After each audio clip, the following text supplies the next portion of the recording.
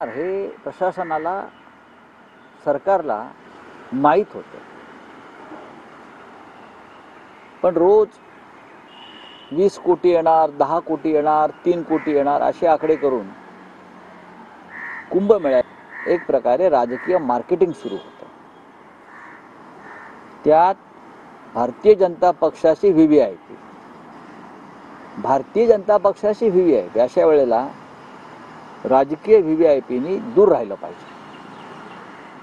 संरक्षण मंत्री, देशाचे गृहमंत्री, अन्य केंद्रीय मंत्री यांच्यासाठी एक एक दिवस तो संपूर्ण परिसर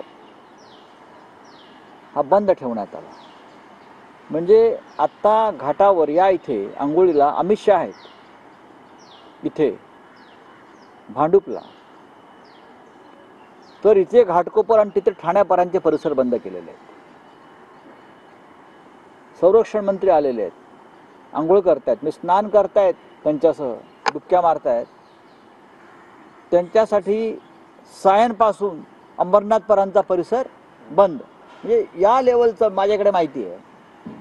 अन्य मंत्र्यांसाठी किंवा अन्य व्हीआयपींसाठी सुद्धा हीच व्यवस्था लावल्यावर एक एक दिवस श्रद्धाळू हे प्रत्यक्ष त्या स्नानासाठी पोचू शकले आणि ती गर्दी वाढली आणि त्यातून हा पहाटेचा प्रसंग घडला। कोणती व्यवस्था नाही, ॲम्ब्युलन्स नाहीत, वैद्यकीय सुविधा नाहीत। तिकडले काही महामंडलेश्वर सांगत होते की आर्मीच्या ताब्यात द्यायला पाहिजे, पण तिथे राजकीय व्यवस्था करण्याचा प्रयत्न झाल्यामुळे मृतांची संख्या वाढली। अनेकदा अशा गर्दीमध्ये चेंगराचेंगरी होते।